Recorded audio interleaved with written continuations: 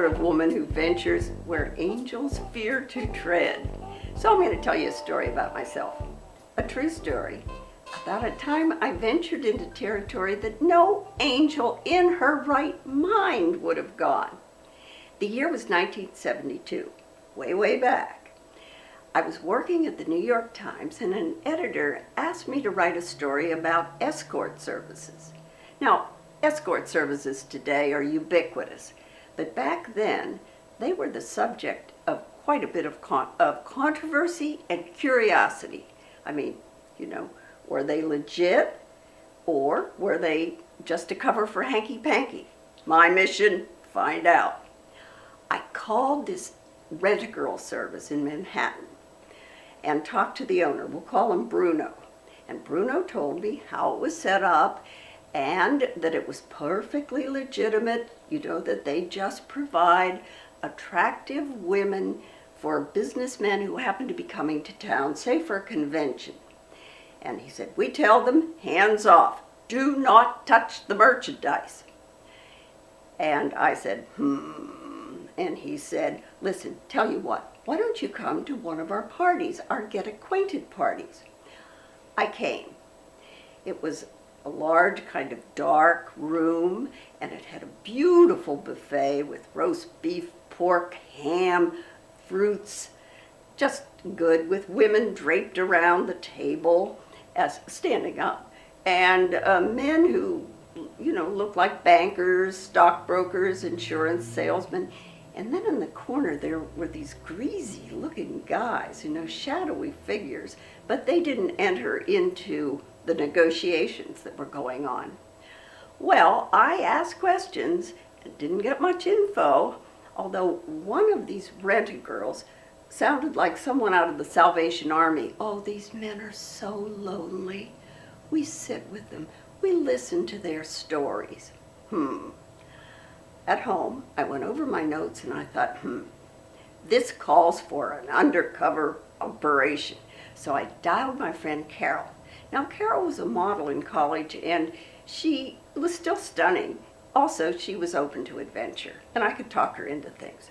She went to one of the parties, ran out of the party, called me up and said, Lynn, they're trading meat for meat. And I said, what are you talking about?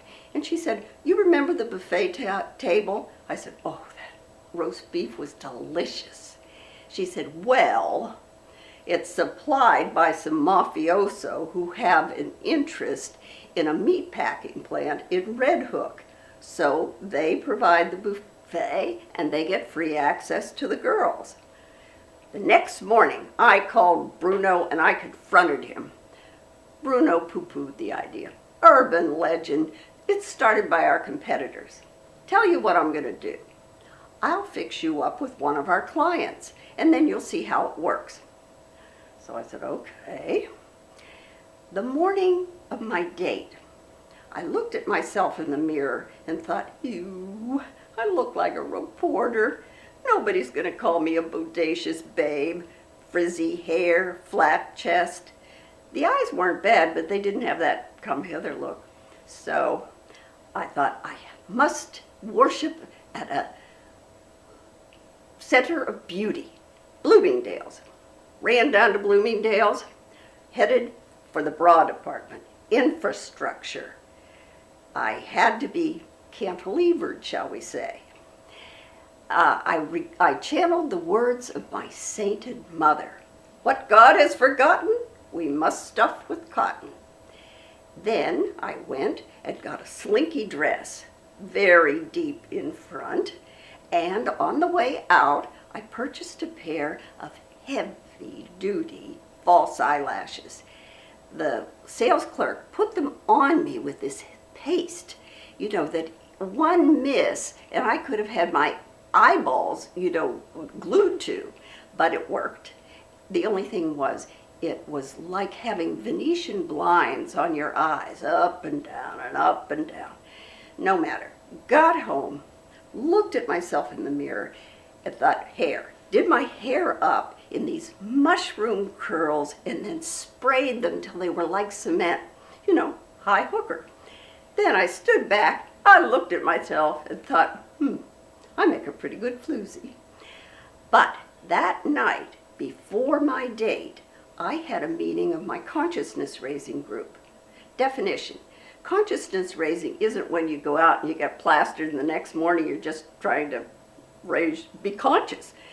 It was a movement that was particularly good in the early 70s, the heyday of feminism. And women would meet in groups like communist cells.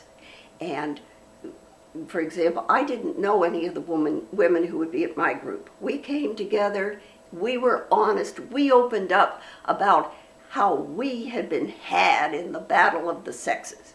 You stood up and you testified. I stood up, I told them about lecherous bosses, dates from hell, but I was born again, and I said, no man will ever again treat me as a sex object.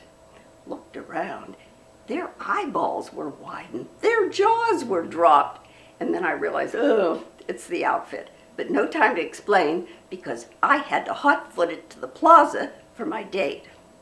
Walked into the lobby, nobody was looking for me. Went to the desk clerk said, oh, well, you're supposed to go up to his room. He wants to meet you there. And his suite, actually. So I got in the elevator, and I could just feel myself shaking.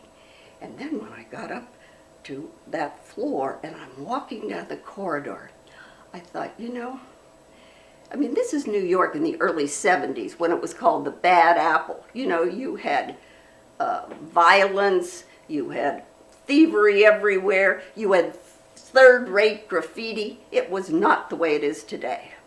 And I thought, maybe they fixed me up with one of the mafia guys, those greasers with bellies.